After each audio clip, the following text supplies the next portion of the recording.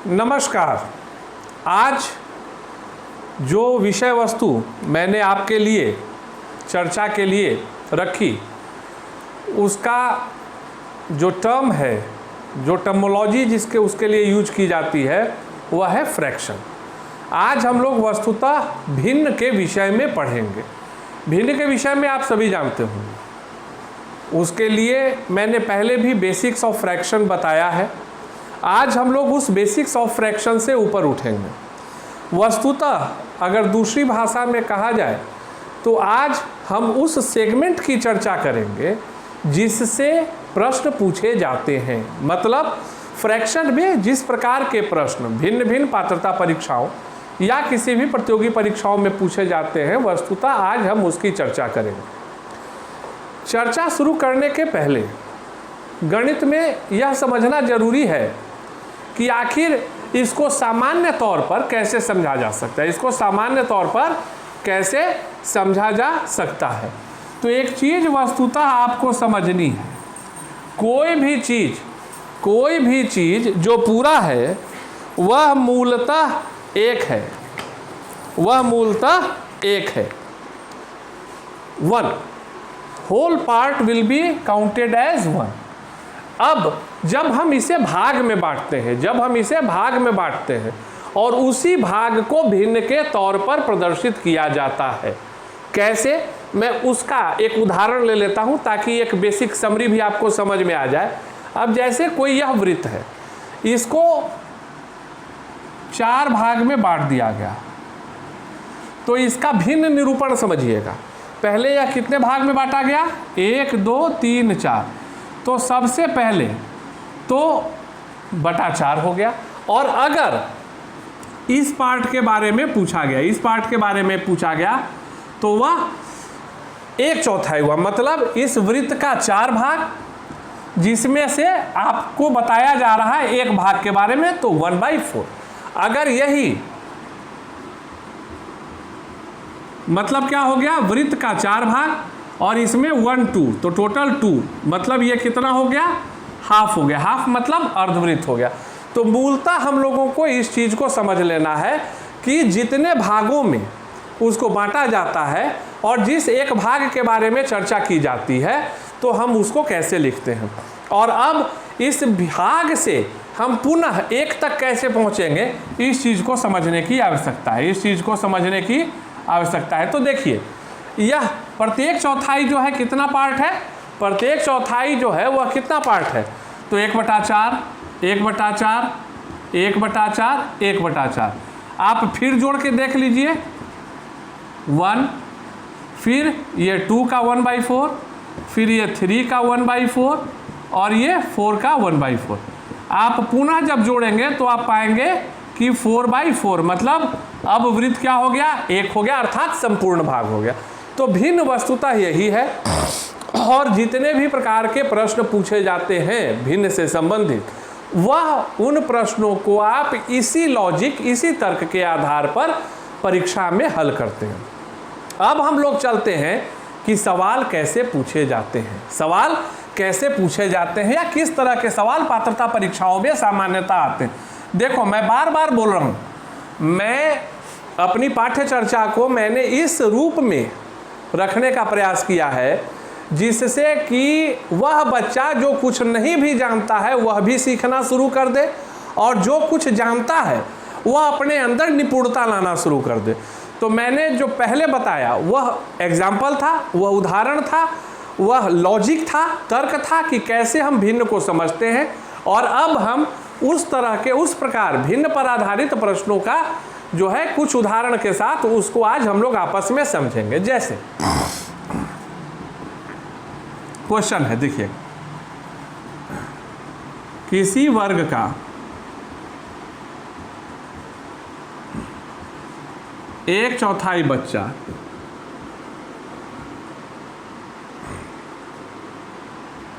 Cricket खेलता है,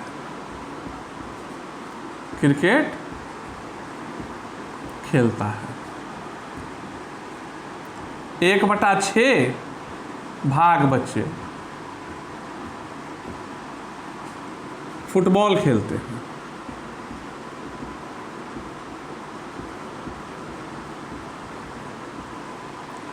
तथा शेष बच्चे, सवाल को समझना, शेष बच्चे बैडमिंटन खेलते हैं।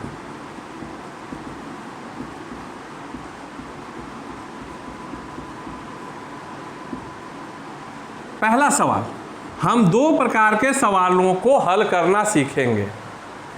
कितने भाग बच्चे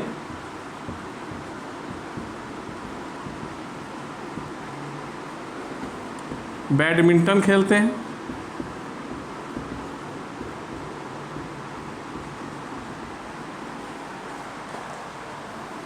दूसरा, अगर 16 बच्चे, अब चूंकि मैं प्रश्नों को पहले से देखकर प्रैक्टिस कर मैं आपके साथ डिस्कस नहीं करता हूं, जो मेरे दिल में आता है मैं उस तरह के आंकड़े आप लोगों के समक्ष रखता हूं। तो अगर उत्तर भिन्न में भी अगर आ जाता है तो आपको यह नहीं समझना है कि प्रश्न गलत था, वस्तुतः आपको प्रश्न बनाने की, उसको हल करने की क्रियाविधि जो लॉजिक है उसको समझने की कोशिश करनी है।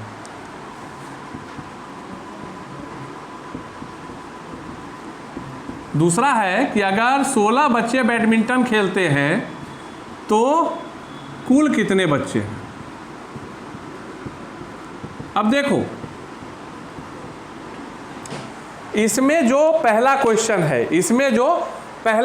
है वह तो सरल भाग है, सरल दृष्टिकोण से आप समझ सकते हैं कि वह पूर्णतः भिन्न अथवा फ्रैक्शन पर आधारित है कि हाँ सर, इसमें तो कितने भाग बच्चे बचे जो बैडमिंटन खेलते हैं उसके विषय में चर्चा है।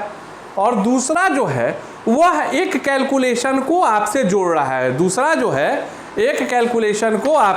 रहा है, कि अगर 16 बच्चे बैडमिंटन खेलते हैं तो कुल वर्ग में कितने बच्चे हैं, वर्ग में कुल कितने बच्चे हैं, यह दो सवाल है। इस दोनों को अगर बनाने की क्रियाविधि हम लोग सीख लेते हैं तो आप वस्तुतः समझ लीजिए कि किसी भी पात्रता परीक्षा, चाहे वो रीट हो, चाहे वो यूपी टेट हो, चाहे वो बिहार अथवा झारखंड की परीक्षाएं हो, अथवा वह सी टेट हो, आसानी से आप हल कर सकते हैं। वस्तुतः लॉजिक को समझना है। पहला चीज कि कुल भाग कितना होता है, मैंने अभी पिछले उदाहरण में बताया कि कुल भाग कितना होता है। कुल भाग का अर्थ होता है एक, मतलब संपूर्ण, एक मतलब संपूर्ण। चलो सर ठीक है। अब क्या बता रहा है ए कि 1/4 भाग बच्चा क्रिकेट खेलता है और 1/6 भाग बच्चा फुटबॉल खेलता है। तो अब हम लोग जोड़ लेते हैं कि कितने भाग बच्चे फुटबॉल और क्रिकेट खेलते हैं। तो उसके लिए क्या करेंगे, 1/4 + 1/6 करेंगे। तो एलसीएम कितना होगा भैया, 12 होगा ना। एलसीएम कितना होगा, 12 होगा। तो अर्थात क्या हो गया, 5/12। कितना हो गया, 5/12। इसका अर्थ हो गया कि वर्ग में 5/12 भाग बच्चे कुल क्रिकेट तथा फुटबॉल खेलते हैं। तो भैया सवाल क्या कह रहा है कि शेष बच्चे क्या खेलते हैं, बैडमिंटन खेलते हैं। शेष बच्चे क्या खेलते हैं, बैडमिंटन खेलते हैं। तो शेष बच्चे का मतलब क्या हो गया, ए और ये बी, ए - बी। कुल में से हम लोग क्या घटा दिए, क्रिकेट और फुटबॉल वाले बच्चे, अर्थात 1 घटाओ 5/12। आपका आंसर कितना आ गया, 7/12। अब ये कैलकुलेशन 12 घटाओ 5/12, तो उतना लिखने की आवश्यकता नहीं है। आप आसानी से समझ सकते हैं कि पूर्ण में से 5/12 भाग घटाए तो शेष भाग कितना बच गया, 7/12। अर्थात क्या हो गया, हमको पहला उत्तर प्राप्त हो गया कि 7/12 भाग बच्चे क्या खेलते हैं, तो वह बैडमिंटन खेलते हैं। चलो सर जी समझ गया कि 7/12 भिन्न का खेल जो है आसानी से हमें समझ में आ गया, ठीक है। अब सवाल आता है कि क्वेश्चन 2 आपको क्या कह रहा है कि 16 बच्चे बैडमिंटन खेलते हैं। तो अब हम लोग ऐसा करते हैं कि इसको 14 ले लो। 14 लेने से सवाल सरलता से बन जाएगा कि अगर 14 बच्चे बैडमिंटन खेलते हैं तो कुल कितने बच्चे हैं। तो अर्थात क्या हो गया, अब चूंकि 7/12 कितने के बराबर है, 14 के बराबर है। सवाल तो आपका ही कर रहा है ना कि इतने भाग बच्चे बैडमिंटन खेलते हैं और उसकी संख्या कितनी है, 14 है। तो उस आधार पे स्वाभाविक है कि पूर्ण कितना में होता है, 1 में।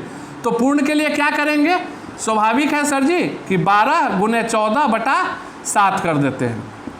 मतलब क्या हो गया, कुल कितने बच्चे हैं 24 हैं। कुल कितने बच्चे हैं 24 हैं। 24 बच्चे जो हैं कुल हैं उस वर्ग में। और अब इस 24 को आप दिए गए मान से जांच कर लीजिए। 1/4 मतलब 6 बच्चे क्या खेल रहे हैं, क्रिकेट खेल रहे हैं।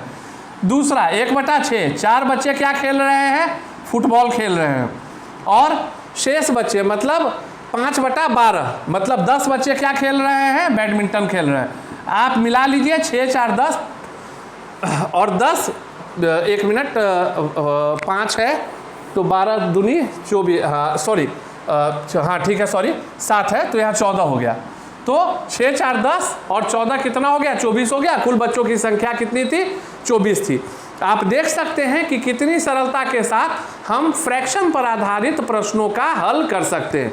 अब इस कड़ी में मैं अगले सवाल के तरफ बढ़ता हूं। अब देखना, अभी जो मैं चर्चा करूंगा ना वो इसका एक कॉम्प्लिकेटेड फॉर्म है।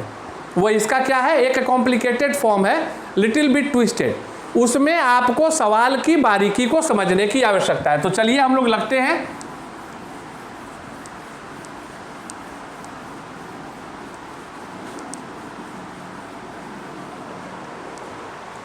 प्रश्न देखिए, अगर कुल संख्या का आधा भाग नीली जर्सी धारण करता है तथा शेष का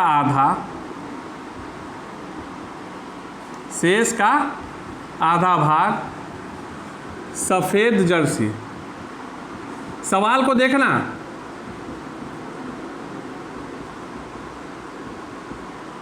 तो कितना शेष भाग हरा जर्सी धारण करता है। देखो, यह जो सवाल मैं दिया हूं, यह सवाल मैंने इसलिए आप लोगों को दिया ताकि आप सवाल को गंभीरता से देखें।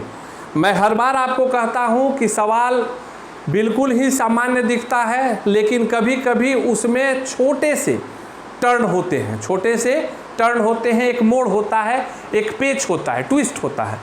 पिछले सवालों को मैंने देखा, वो फ्रैक्शन को बहुत ही सिंपल मैनर में रिप्रेजेंट कर रहा था। और यहाँ मैं पढ़ता हूँ कि अगर कुल संख्या का आधा भाग नीली जर्सी धारण करता है और शेष का आधा भाग सफ़ेद जर्सी धारण करता है तो कितना भाग शेष भाग हरा जर्सी धारण करता है। अब अगर इस सवाल को आप आसानी से देखेंगे और सवाल की बारीकी को नहीं देखेंगे तो आप मान लेंगे कि सर हाफ पहनता है नीली जर्सी, हाफ क्या पहनता है, नीली जर्सी, और हाफ पहनता है सफ़ेद जर्सी। तो सर एक तो आ गया तो कुल भाग आ गया। अर्थात कि अगर विकल्प में आपको ऐसा आंसर आ जाए 0 तो आप इसको टिक लगा देंगे। क्यों? क्योंकि दोनों मिलाने के बाद 1 हो गया, मतलब कोई भाग शेष नहीं है। अर्थात हरा जर्सी पहनने की आवश्यकता किसी को नहीं पड़ती है। यह हुई एक बच्चे के द्वारा की जाने वाली सामान्य गलती जो सामान्यतः बच्चे कर बैठते हैं। लेकिन अगर आप सवाल को स्थिर से देखते हैं, गंभीरता के साथ देखते हैं, तो अब आप इस सवाल को देखेंगे कि हाफ जो है वो क्या पहन रहा है, ब्लू जर्सी पहन रहा है। क्या पहन रहा है? ब्लू जर्सी पहन रहा है। ठीक है सर। उसके बाद देखिए क्या लिखता है, शेष का आधा, शेष का हाफ, शेष का हाफ। तो भैया कुल अगर 1 है तो आधा जो है वह क्या हो गया, नीली जर्सी हो गया। अब बोला जा रहा है शेष का आधा, तो सबसे पहले हम लोग शेष प्राप्त करेंगे कि शेष कितना है। तो शेष कितना हो गया, कुल में से ब्लू जर्सी को निकालते हैं तो शेष कितना हो गया, हाफ हो गया। अब प्रश्नकर्ता आपसे पूछ रहा है कि इसका आधा मतलब क्या हो गया, 1/4 भाग। मतलब अगर कुल के तुलना में देखेंगे तो 1/4 भाग बच्चे ही व्हाइट जर्सी पहन रहे हैं। 1/4 भाग बच्चे ही क्या कर रहे हैं, व्हाइट जर्सी पहन रहे हैं। तो अब जोड़ेंगे तो पहले में आधा और सेकंड में कितना है, 1/4। तो हम लोग जोड़ते हैं तो कितना आ गया, 3/4। और कुल कितना है 1, तो 1 घटाओ 3/4 करेंगे तो 1/4, यह जो 1/4 है वो क्या पहनता है? ग्रीन जर्सी पहनता है। क्या करता है? ग्रीन जर्सी पहनता है। इससे आप आसानी से समझ सकते हैं कि सवाल को कोई भी प्रश्नकर्ता कितनी आसानी के साथ घुमाकर आपके समक्ष रख देगा, और अगर आप सवाल को बारीकी से नहीं देखेंगे तो आपसे गलती किसी भी पल हो सकती है।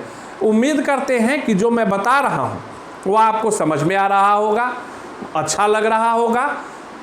आप इसके बारीकी को या इसकी जो विशेषता है, सवाल के जो टर्म्स हैं, रिप्रेजेंटेशन है, उसको बेहद आसानी से देखिए और समझिए। सॉरी। अब देखो, एक सवाल जो आंकड़ों पर आधारित होता है भिन्न पर, उसमें कुछ ट्विस्टेड आंकड़े कैसे पूछे जाते हैं। अब जैसे एक सवाल है जिसमें कहा गया कि 1/4 भाग सोया हुआ है,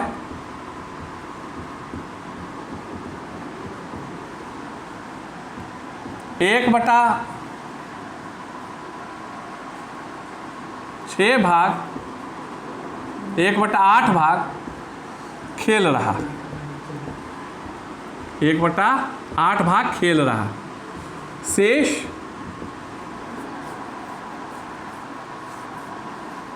बच्चे पढ़ रहे हैं। अगर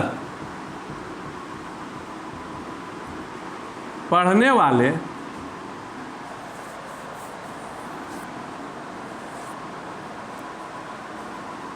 बच्चे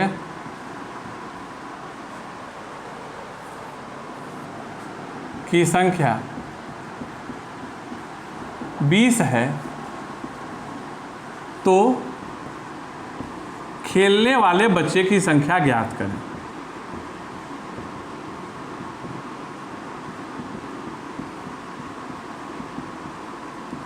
एक चीज याद रखिए, जो मैंने 3 प्रश्न 4 प्रकार, पहला में 2, दूसरा में 1, तीसरा में 1, अगर आप इन प्रश्नों को स्थिर से समझ लेते हैं तो मैं उम्मीद अथवा अपेक्षा करता हूं कि आप आसानी से भिन्न के किसी भी प्रकार के प्रश्नों का हल कर सकते हैं।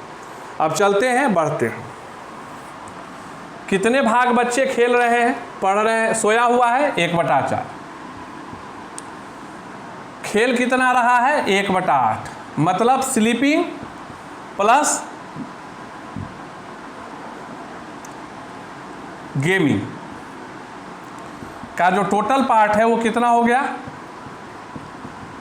3/8। सोने वाले और खेलने वाले बच्चों का कुल भाग कितना हो गया? 3/8। सवाल का अगला मैथमेटिकल रिप्रेजेंटेशन, शेष बच्चे पढ़ रहे हैं, मतलब रीडिंग। रीडिंग का कितना हुआ? कुल में से 3/8 घटा लेते हैं तो 5/8। 5/8 जो भाग है, 5/8 भाग जो बच्चे हैं वह क्या कर रहे हैं? वह पढ़ रहे हैं। चलो ठीक है। अब चूंकि 5/8 भाग का अर्थ कितना हो रहा है? 20, तो उस हिसाब से एक भाग का कितना हो जाएगा? गुना कर दीजिए, 8 × 20/5, 5 चौके 20, 8 चौके 32, मतलब कुल बच्चों की संख्या कितनी हो गई? 32। अब प्रश्नकर्ता जो है आपके गणित के समझने की दृष्टिकोण को जांचने के लिए उसने अब पीछे से एक सवाल को उठाया कि इसका 1/8 भाग क्या होगा। तो स्वाभाविक है कि 32 का 1/8 भाग कितना होगा? 4 होगा। अर्थात 4 स्टूडेंट्स जो हैं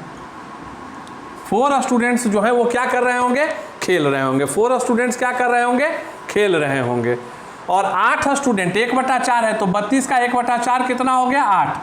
8 स्टूडेंट आपका क्या कर रहा होगा? 8 स्टूडेंट आपका क्या कर रहा होगा? वह सोया हुआ होगा। और जो शेष है तो 8 4 12 और 5 चौके 20, ठीक है, 8 चौके 32, मतलब शेष बच्चे, मतलब रीडिंग में 5/8 है तो 5/8 है।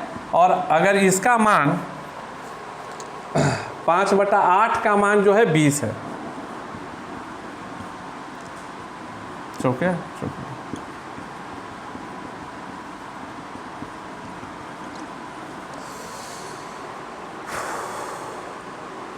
पढ़ाने के दौरान 5/1 3 पूर्णांक 5/8, 5/8 का मतलब हो गया 8/5 चौके 32, ठीक तो है। और 20 बच्चे जो हैं आपके क्या कर रहे हैं, ये कर रहे हैं, तो टोटल आपके कितना हो गए 20, 8, 28 और 4 32 बच्चे। आसानी के साथ आप प्रश्नों को समझ सकते हैं, बना सकते हैं और आगे अपने निपुणता का, इसमें आप क्या करें कि जो कैलकुलेशंस है उसको, जो न्यूमेरिकल डिजिट्स है उसको परिवर्तित कर कर अपने अंदर निपुणता की खोज करें, पढ़ते रहें, बढ़ते रहें। जय हिंद, वंदे मातरम।